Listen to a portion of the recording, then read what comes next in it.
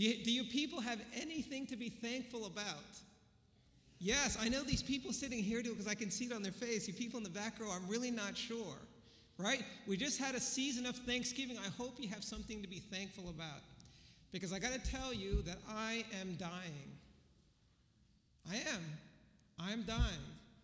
And if you ask my wife, and they're not here tonight, they weren't home when they got it home. If you ask my wife, she's dying too. But in her case, it's because I'm killing her. At least that's what she tells me all the time. I really am dying. I'm dying, and so are you. We're all dying. And it started in the Garden of Eden, right? When Adam and Eve ate of the fruit, from that moment, they started to die. They had been connected to the tree of life, eating of its fruit, and that gave them a life.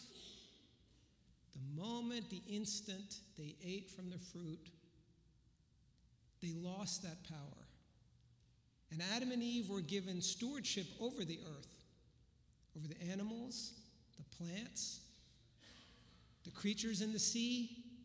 They forfeited that right to be stewards of the earth, to be rulers over the earth. And you can check in the beginning of Job, or in Job, where Satan appears before the sons of men, sons of God, and God asks him, hey, where have you been? And he says, I've been walking to and fro upon the earth. And the reason that he was able to sit with the sons of God was because he had taken Adam's place as the prince of this earth. Okay? So I'm dying, and so are you. And there's a time appointed for me. I know what my birthday is, but I don't know what this day is going to be, where my life is no more and my life is cut off. And probably none of you know what your end time is. So it's not going to be all doom and gloom, but I want to give you a perspective that we have a time. It is set. And the question is, what are you going to do? What have you done? What are you supposed to do with the time that was appointed to you? Right? Okay, so let's look at our first verse.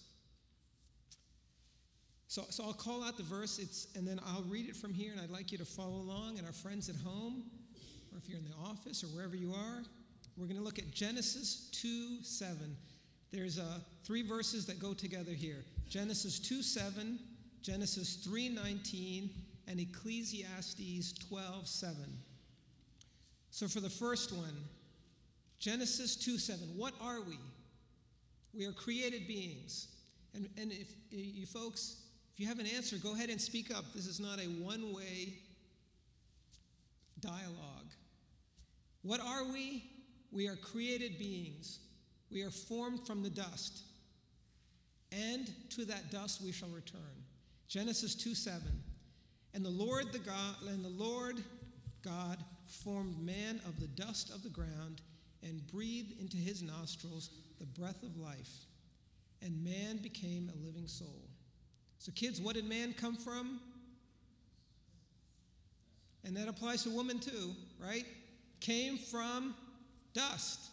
Does dust have any value? Is it significant? No. You grab a handful there, and that's all it is.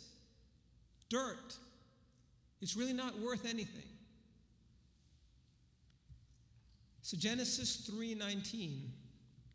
So now I'm made out of dirt. So what's going to happen to me? Genesis 3:19. For dust thou art, and unto dust shalt thou return. So what's going to happen to me when I die? I'm going to turn to dust. Don't feel scared to talk here. I know you have mouths. I know you think.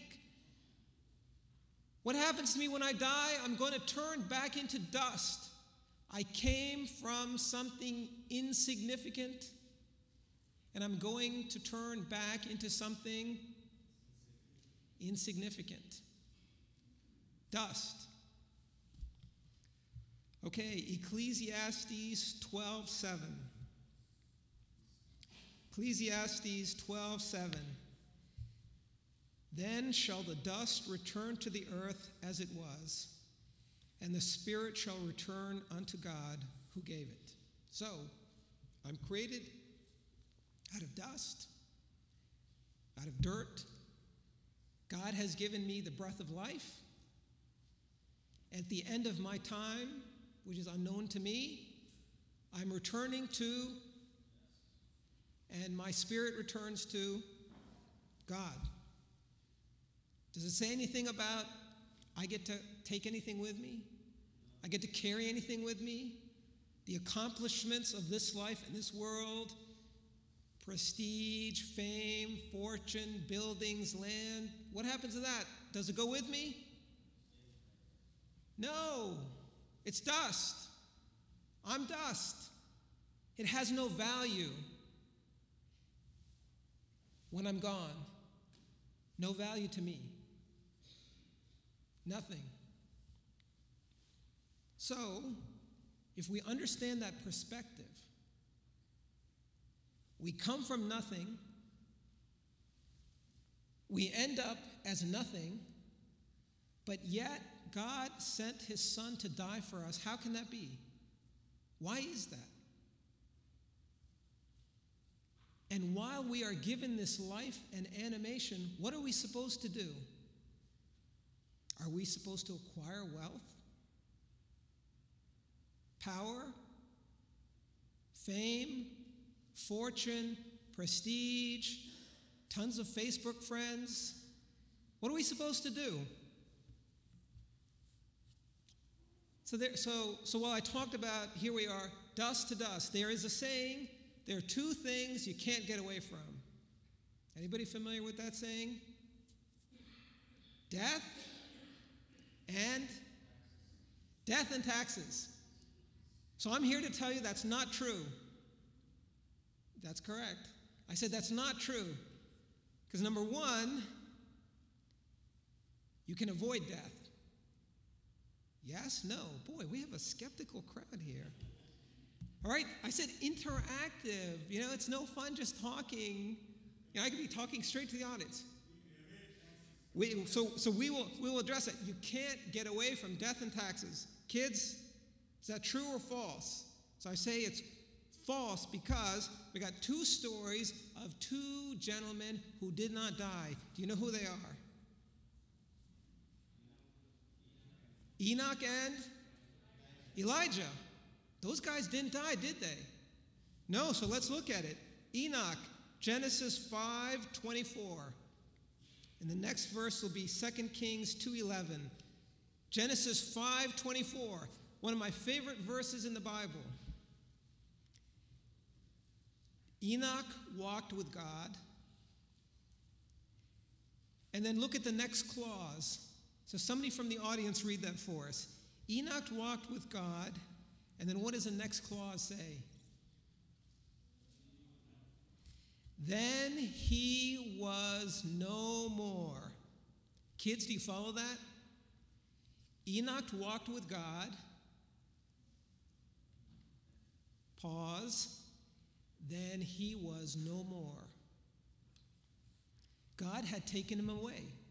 He was no more. He disappeared. He vanished. Where did he go? He went with God. He did not die. Now, God had a plan. God came to walk with Adam and Eve in the garden. And after they had eaten the fruit, they heard the voice of God calling as God was walking in the garden, and they hid themselves. But here's a patriarch. He walked with God. And kids, I want you to remember this part of it. He walked with God, and he was no more. Gone, poof, disappeared. God took him away. He did not die. How about our friend Elijah? 2 Kings 2:11. So here, Elijah is with his pal. What's his name? Elisha. And the time has come for Elijah to leave his ministry. And Elisha doesn't want him to go.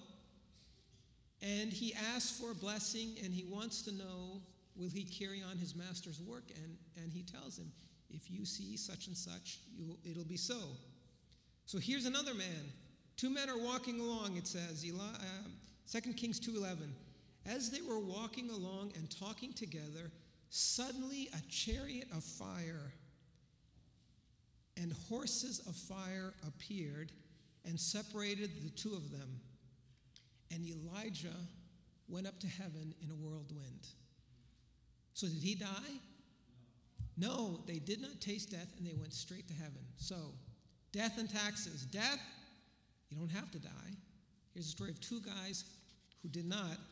And taxes, if you move to Greece, you don't pay taxes. That's a story with Greece. But everybody else suffers for that. Death and taxes. Now, we're dust. I return to dust, but I don't have to die because we have an example of two gentlemen who did not die. So what does God want with us? What does God want us to do in the time that we have, knowing that this point is unknown to me? What am I supposed to do? Let's look at our friend Abraham. What was his name before it became Abraham?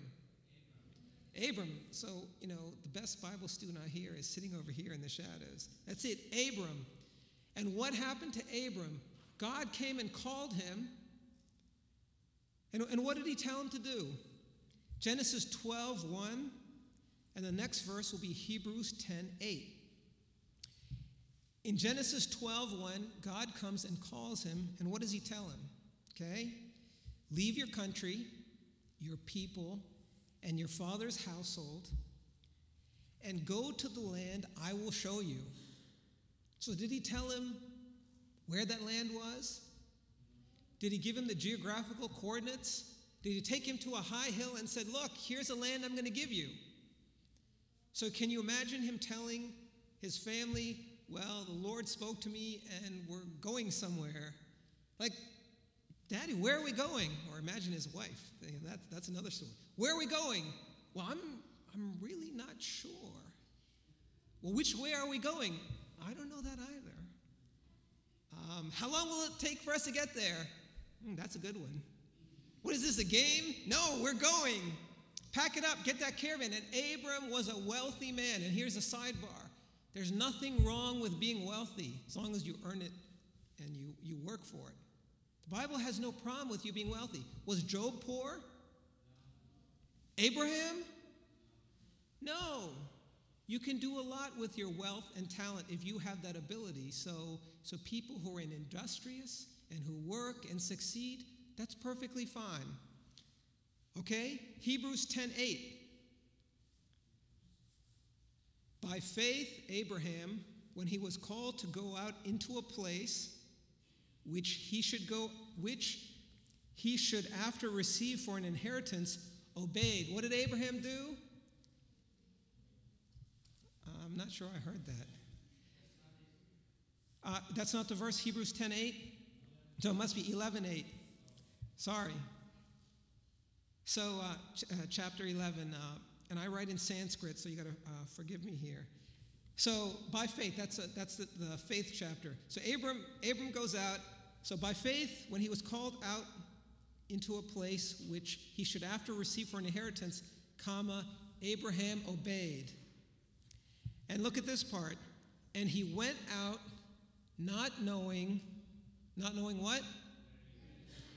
Not knowing whither he went. But he went. Yes? Here's another story to look at. Elisha, 1 Kings 19:21. So our friend Abram, he goes out. He doesn't know where he's going, but he goes out in faith. And he trusted in God, and God blessed him. Elisha, when he went to follow Elijah, Elijah called him, and Elisha was plowing in the fields with his oxen. I think it was his father's oxen. He's plowing in the fields, and God calls him through his servant. And so you know what he does? First, he's not sure. Can I go back? Can I check on something? So he goes back, and you know what he does? In 1 Kings 19:21, he kills the oxen and the implements of his farming trade, the yoke of the oxen. You know what he does with it? He burns it. And then he feeds the people. So here's the symbolism of that. I make a living in an occupation plowing the fields, and yet I come and I kill the oxen, I burn the yoke. Do you think I'm going back to that profession? There's nothing to go back to. He completely severed the ties with his past life, and he moved forward in the direction that God called him. And even if he went back, he'd probably be in trouble with his father because his oxen, and he said, "What are you doing?" There was nothing for him to return to.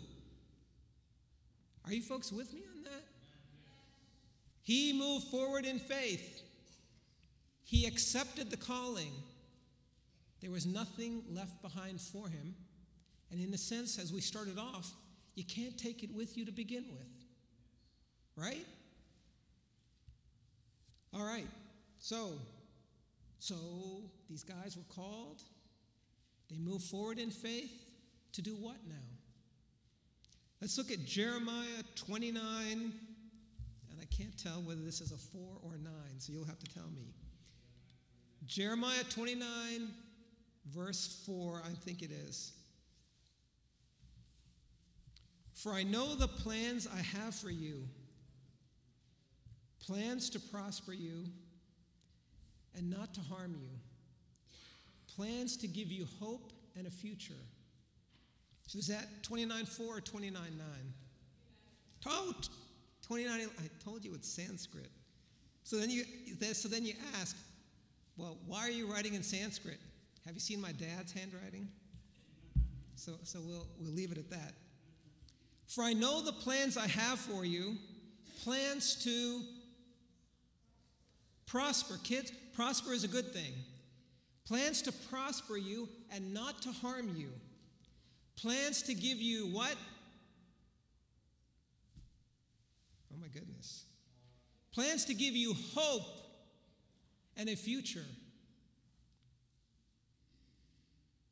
So God wants good things for us. He doesn't want bad things for us. He has a plan for us, and it's a good plan. It's a plan to prosper us. It's a plan to give us hope, a plan for the future. So I got a plan, I'm going somewhere with it. Don't I need tools and skills? Yes, no. So Abram shows up, Elisha shows up. So what am I supposed to do? Look at me, I'm just a kid. Samuel, what am I supposed to do? I have an answer for that. 1 Corinthians 7:7, and I'm sure this is 7 and 7. 1 Corinthians 7 and 7, and the next one is going to be Peter, 1 Peter, and now I'm not sure. I'm going to say it's 1 Peter 4:10. Okay, 1 Corinthians 7:7. So I'm moving forward in faith. God has a plan for me, plans to prosper me. And what does 1 Corinthians 7 say? But each of you has your own gift from God. One has this gift, and another has that gift.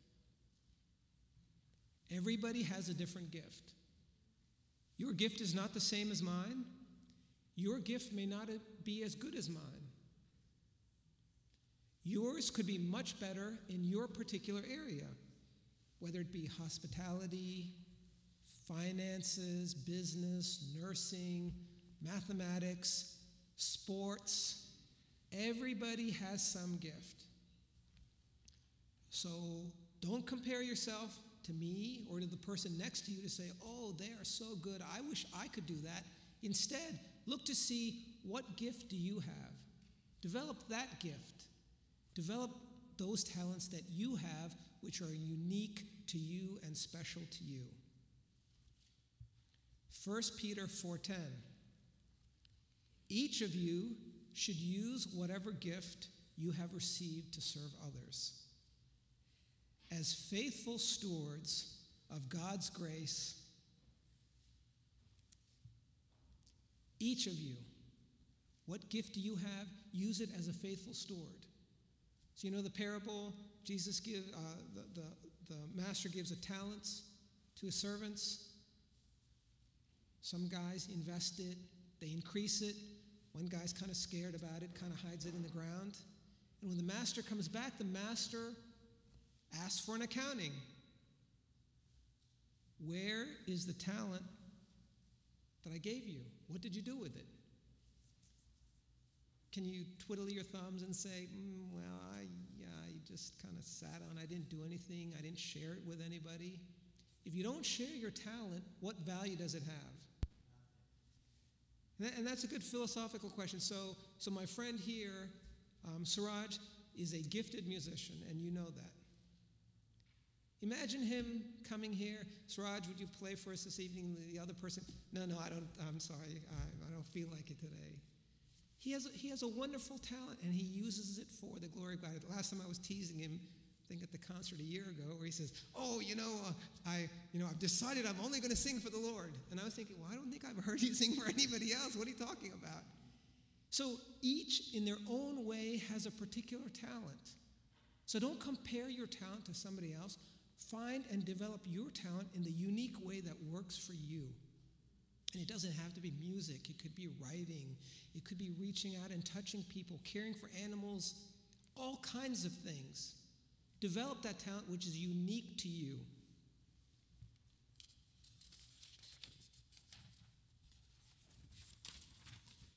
And what does God require of us now? We have this talent. We have a plan. We have a purpose. And we have a limited lifespan. Right? You've been following me all along. Nobody jumped off the train along the way and got lost, right? What does God require of us? There's my man. So I've got 4 verses for this. So I'll tell you what the verses are, then we'll go through them. Micah 6:8. We'll be looking at Isaiah 1:17, Galatians 6:9, and Jeremiah 22:16. So Micah 6:8 is our first verse. So I have this from the King James Version. He hath showed thee, O man, what is good. And what doth the Lord require of thee? But to do justly, to love mercy, and to walk humbly with thy God. 3 things. Do justly, be honest and upright. Love mercy, and walk humbly with thy God. Remember our friend King Nebuchadnezzar? He stood on his balcony and he said, okay, so you know the time he stood on his balcony and he looked at all the great things of his kingdom and he said, is this not the great Babylon that I built for my glory? What happened to our friend after that? Lycanthropy. He was eating grass in the field, chained like an ox. We're nothing and we're returning to nothing. Whose glory were we created for? For the glory of God. The talents that we've given to lift up our brothers and our sisters. He has shown you, here's another version, he has shown you, O mortal. Mortal, limited lifespan. Immortal, doesn't stop. It starts and it doesn't stop. He has shown you, O mortal, what is good, and what does the Lord require of you? To act justly, and to love mercy, and to walk humbly with your God. Isaiah 1:17. Learn to do good. Seek justice. Reprove the ruthless. That is, stand up, challenge, correct the ruthless. Defend the orphan. Plead for the widow. Defend the orphan. Plead for the widow. Those would be among the weakest in our society, right? And then we could, add, there's another one you could add, the halt, the lame, the elderly. This is a special calling for us to defend the rights of the poor and needy. the most downtrodden in our society. We have an obligation. It says it right here. Okay? Galatians 6:9. So you're getting a little tired now. Boy, I got to act justly. I've got to love mercy. I got to walk humbly. Oh, and then he tells me I have to seek justice. I got to learn to do good. I have to reprove the ruthless, defend the orphan, and plead for the widow. That sounds like a full-time occupation. But Galatians 6:9 says,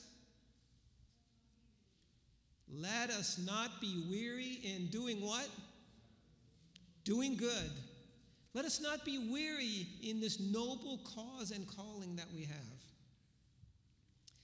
Jeremiah 22:16. Jeremiah 22:16. He defended the cause of the poor and needy. And so all went well. And here's the line.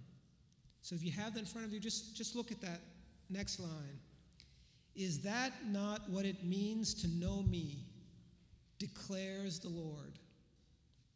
Is that not what it means to know me, declares the Lord? So I'm returning to dust. I've seen and done some very interesting things in my life. I've told you some of those stories. I've gone to the Congress of the United States, House and Senate, with the senior people from my agency, and you see those guys sitting in C-SPAN right behind the principal. I was right there. On the House and Senate side, I was able to serve as a lawyer to two different judges, and one of my judges also liked to try cases, so that was at the appellate court where we decided appeals for whether you're going to stay in jail for the rest of your life, whether your children are going to be taken away from you and given to somebody else, whether you're going to lose tens of millions of dollars. You name the cases, I penned those opinions for my judge. I was able to sit in on a murder case. I think I told you. So the judge sits behind you on the dais, and I was sitting right in front. So I saw people's lives in the balance. In the Congress, I saw discussion, debate that impact and influence the life of every American and countries outside of the United States. In my current position, I get to see and give counsel to people who advise someone who's very powerful. But in 3 generations, when I'm gone, who's going to care? Who's going to know about that? So what I want you to think about is there's a starting point to our lives. There's an ending point to our lives. You don't know what that is. While you have that life, and while our lives intersect, and we don't know how long that is that our lives intersect. You could move to another place, you could get a new job, all sorts of things can happen. While your lives intersect, make the most of it. Do something positive.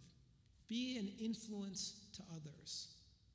Defend the cause of the poor and the needy, the widows and the orphans. We have a lot of wealth, we have a lot of talent, we have a lot of ability. We came to this country, most of us as immigrants. Our children, like me, are receiving the blessings of coming to this great land of freedom for education and opportunity. And I don't forget kindnesses that have shown to me. I'm in America because my dad's uncle, Grandpa Ira Thomas, sponsored my dad to come to America. And that's how my family came here. And we've done a lot to take advantage of that opportunity, as your families have. So as we move forward in this community, the things that my parents' generation, my generation has accomplished because of God's blessings, the next generation, which is here and there, you can accomplish much more because there's no limit. If I could do it through God's help, why can't you be able to accomplish more? If I could walk in those halls of power with men of power, why can't you, guys right there, sit in those seats of power? Because Sister White writes about men of goodly virtue standing in the halls of men, and angels too taking those positions. So we can do much. And to him whom much is given, much is required. So my friends, it's so nice to see you in this season of Thanksgiving. And when we celebrate Christ's return, there's a plan for us. It's a good plan. We each have talents. God wants us to use those talents to help others. So carry on, and don't forget to plead the cause of the widows and the orphans that are among us. Thank you.